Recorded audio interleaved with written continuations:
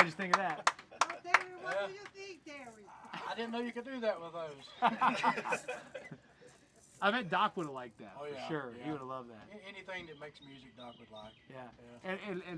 El gran prócer, el gran maestro Doc Watson, lo vi acá.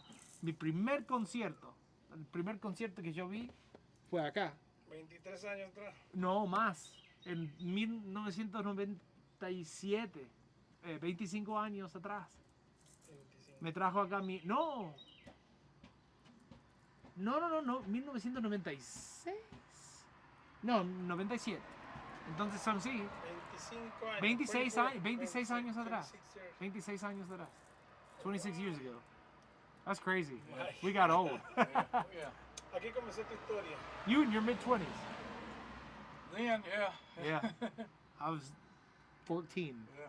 And we walked right through that door, and Doc was sitting over in that far corner. And that same night, which he just confirmed is definitely the place, because Hootie and the Blowfish was here. And I couldn't believe it because they were on MTV. And I walked in and saw them, and yeah, crazy. Yeah.